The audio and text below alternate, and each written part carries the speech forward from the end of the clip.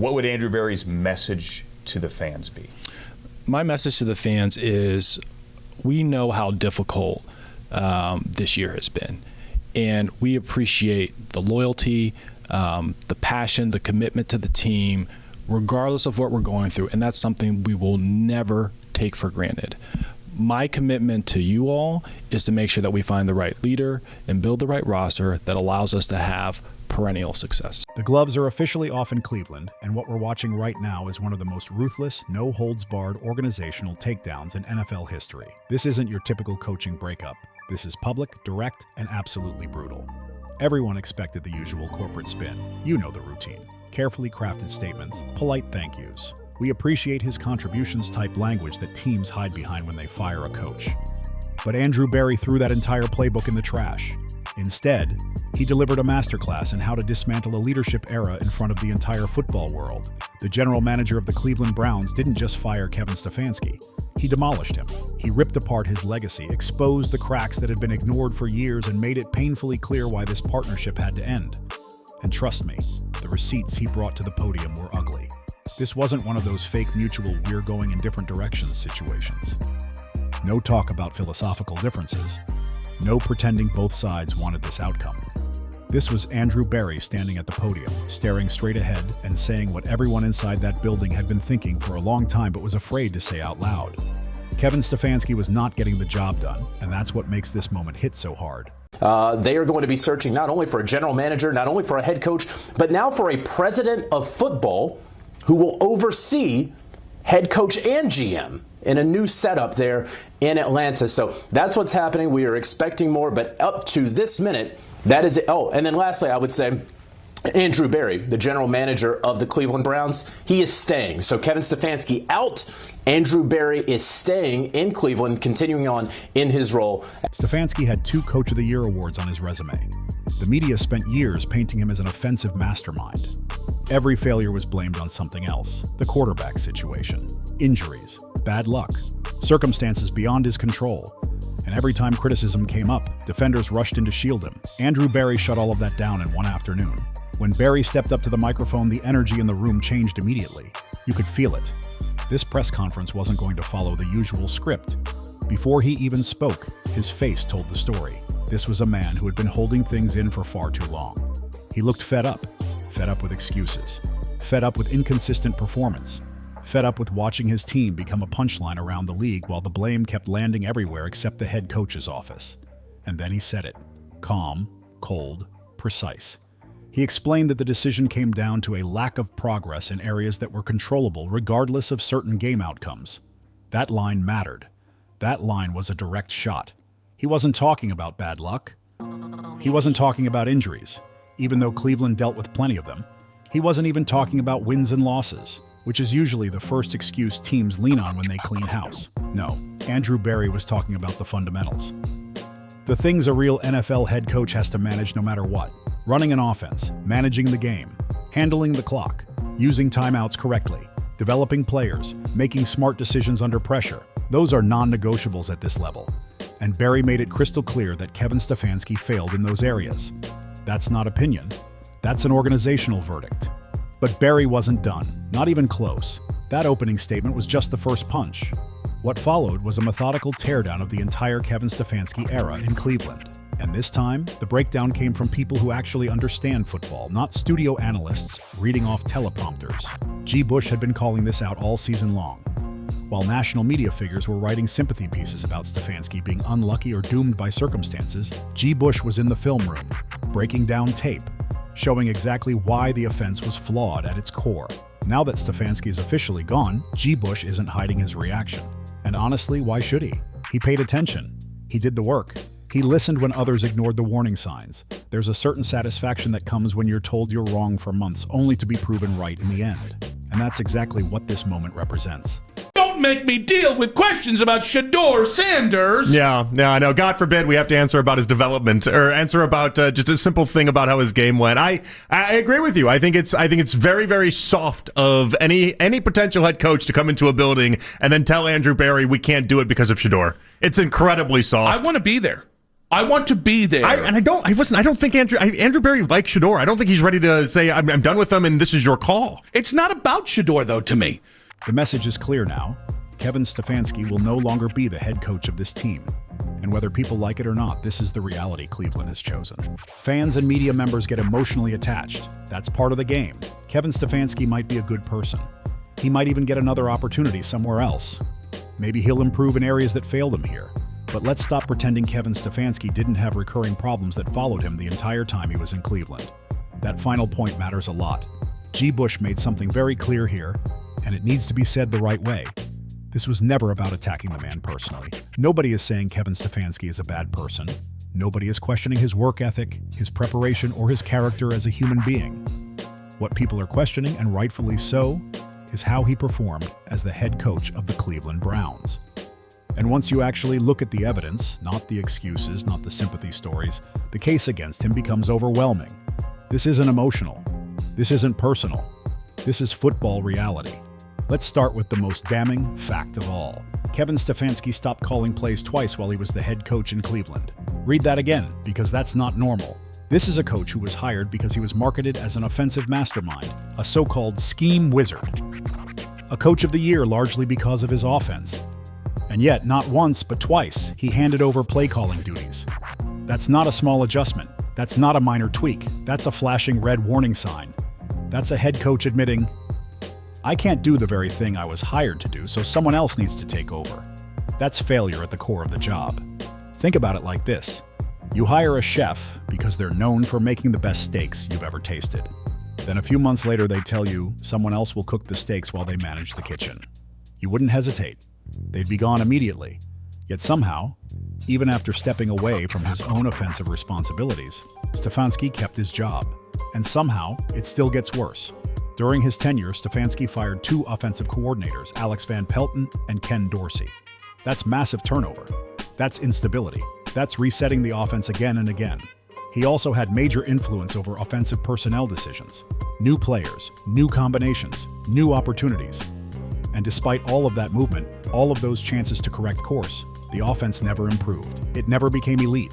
It's about how stupid. What's about what he symbolizes to you is the idea here. It's about how stupid this is. Can you deal with any sort of, whether he is doing it or whether it's his fans doing it or whether the people around him, whatever it comes with Shedeur, can you deal with that? And if you can't, I got bad news for you. There's always going to be a quarterback with an Instagram following. There's always going to be a wide receiver that wants to go on Dancing with the Stars. There's always going to be a running back that is dating a Kardashian. Okay, like this exists all throughout the NFL. It always will. It's just going to be a different guy. If you can't handle it now, you're not going to be able to handle it in the future. It never became explosive. It never looked like the dynamic unit Cleveland fans were promised when Stefanski was hired. Not once. G. Bush broke this down with surgical precision. Even at the peak, when the roster featured Odell Beckham Jr., Jarvis Landry, Nick Chubb, and Kareem Hunt in their prime, the offense still fell short. Even with a former number 1 overall pick at quarterback, even with talent everywhere, the production didn't match the hype. That's not bad luck, that's systemic. And here's where the excuses really fall apart. People say, well, the offense had emotion, or it was close. But film doesn't lie. When analysts actually break down the tape, the flaws jump off the screen. That's why people who understand quarterback play keep saying the same thing. Chase Daniel has said it. Sean King has said it. Drew Bledsoe has said it. Kurt Warner has said it. Let that sink in. These aren't random fans on social media. These aren't people chasing clicks. These are former NFL quarterbacks, players who lived inside offensive systems, players who studied defenses at the highest level. And they all come to the same conclusion. Stefanski's offense isn't creative. It's predictable. It's outdated. It doesn't put players in positions to win. It doesn't adjust to what defenses are doing. It doesn't evolve week to week. It looks like running the same concepts over and over and hoping something magically changes. And the indictment doesn't stop with the scheme. G. Bush kept pulling receipt after receipt. Let's talk about game management, timeouts wasted, poor clock control, situational mistakes that add up over time. These are details that separate good coaches from failed ones. Kevin Stefanski didn't struggle in just one area. This wasn't a one-issue problem. This was failure across multiple responsibilities: game management, clock awareness, communication, offensive creativity, player relationships, leadership under pressure. There were at least 17 documented reasons why this tenure collapsed. 17! Then G. Bush dropped what might be the most damaging evidence of all, and this is where everything changes. Because this isn't media opinion anymore. This is player feedback, and that matters more than anything. Let's be very clear about this part. People keep asking, did they talk to Myles Garrett? Yes, they did. They absolutely talked to him, and what did the face of the franchise say? I want to win. That was it. No glowing endorsement. No passionate defense of his head coach. Just a generic answer that avoided the question entirely. That's not support. That's distance. Ask anyone who's been around the league long enough, that response tells you everything. When your best player won't publicly back the system or the coach, the message is already loud. Then look at Odell Beckham Jr., one of the most talented receivers of his era. He wanted out. And it wasn't just about targets or personalities. People around the league heard it clearly. He didn't want any part of that offense. Receivers talk, players talk. And one of the recurring things young players said when Cleveland came up was simple and alarming. I don't know when I'll even play in this offense. That's a massive red flag. I think that number one, I think you hit on a really good theme that one of the costs of turnover is that players can kind of get caught in transition between scheme to scheme to scheme. We do have a number of players who are maybe a little bit more defense specific or scheme specific, but I'd also say that we have a number of players that are pretty scheme versatile. Ultimately, our thought would be, hey, let's find the right head coach, let's find the right leader, because schemes, they really do come and go. But it is fair to say that we're very pleased with where that side of the ball is. That group is intact, they're under contract, and we really do like the style of play. What did Baker Mayfield really think about Kevin Stefanski's offense? Ask him. He had his best statistical season under Stefanski. But even then, the frustration never fully disappeared. He never became a vocal defender of the system. That silence matters. Ask Deshaun Watson what he thought before Joe Flacco arrived. Ask him how comfortable he felt in that scheme. The struggles weren't subtle. Timing issues, confusion, lack of rhythm. Those things don't come from nowhere. This is the smoking gun. The players who had to live inside that system every day didn't believe in it. They didn't trust it. They didn't feel like it elevated them. Myles Garrett, the leader of the locker room and the identity of the franchise, couldn't give a full endorsement when it mattered most. That alone tells you how deep the disconnect really was. Odell Beckham Jr. wanted out in part because of the offensive structure. Baker Mayfield never fully bought in. Deshaun Watson never looked comfortable. Joe Flacco produced. But even then, it was clear he didn't fully agree with the philosophy. And then there's Shedeur Sanders. The rookie quarterback went through one of the toughest rookie seasons you'll ever see. Pressure, chaos, constant adversity. And notice something important. He never once praised the offensive system.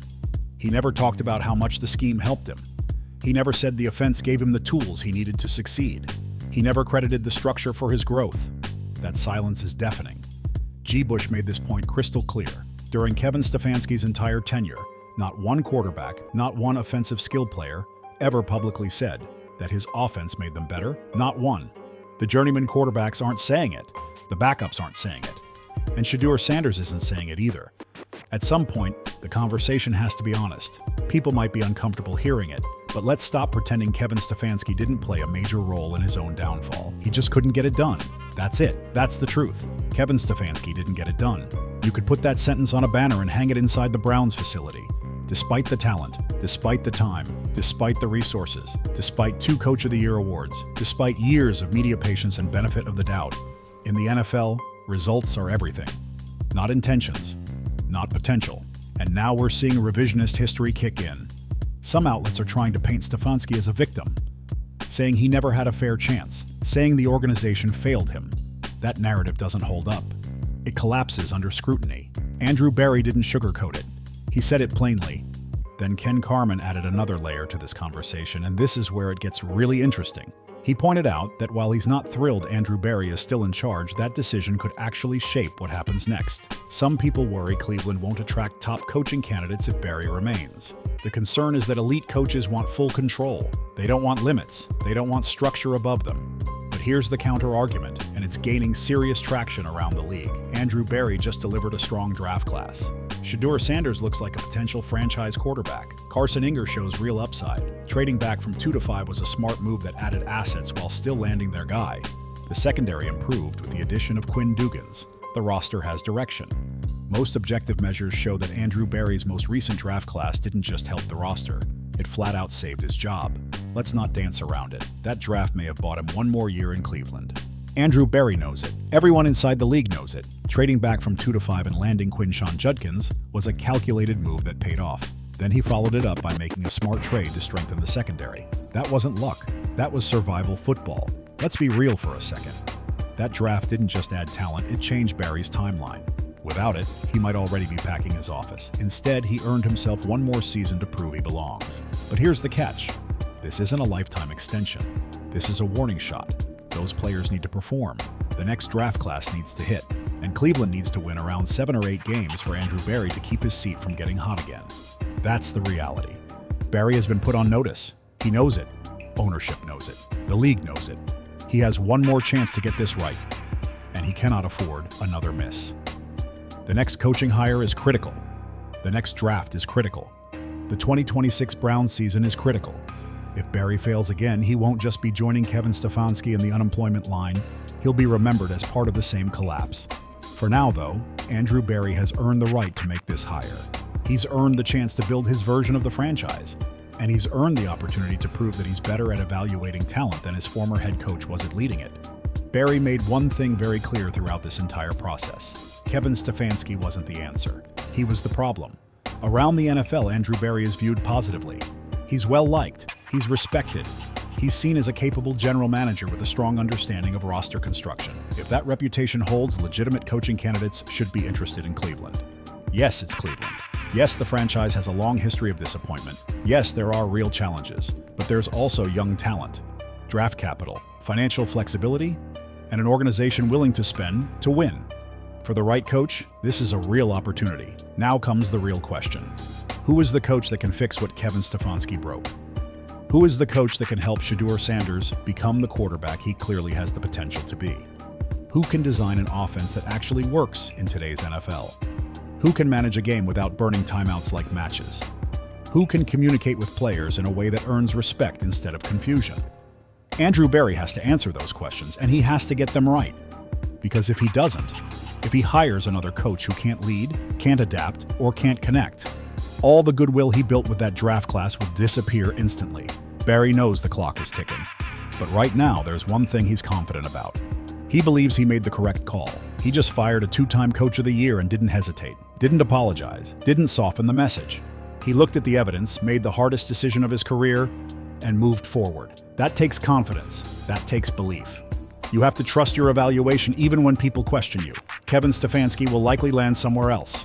His resume looks good on paper. Teams are always looking for coaches. But in Cleveland, this story didn't end with sympathy. It didn't end with understanding. It ended with the general manager publicly dismantling his tenure and making it clear he wasn't good enough. That's harsh. That's uncomfortable. But sometimes in the NFL, brutal honesty is the only way forward. The Browns are at a crossroads. They have a young quarterback who showed flashes, even in a flawed system. They have Myles Garrett leading a dominant defense. They have cap space and draft assets. They finally have a real chance to reset. They can build this thing the right way and become the contender their fans have been waiting for. But everything starts with the coach. Get it right, and Cleveland could be in the playoff conversation next season. Get it wrong, and you're looking at another reset, another rebuild, and another decade of frustration. This is the boldest move Andrew Berry has ever made. He fired Kevin Stefanski. He explained why without sugarcoating it. And he took full responsibility for what comes next. Now he has to deliver. The entire league is watching. Cleveland fans are watching. And most importantly, players like Shedeur Sanders are watching closely. They're waiting to see if this franchise is serious about winning, or if this is just another chapter of the same old story with a new face. One thing is undeniable. The Kevin Stefanski era in Cleveland is officially over. It didn't end quietly. It didn't fade out. It ended with a blunt statement about a lack of progress in areas that could be controlled. That's one of the harshest evaluations a head coach can receive. Stefanski had his opportunity. He had the time. He had the talent. He had the resources, and he didn't finish it. Now someone else gets the chance. The question is simple. Will the next coach do what Stefanski couldn't, or will Cleveland's coaching carousel keep spinning? That's the moment we're in. And now it's on Andrew Berry to prove that this wasn't just talk, but the beginning of real change.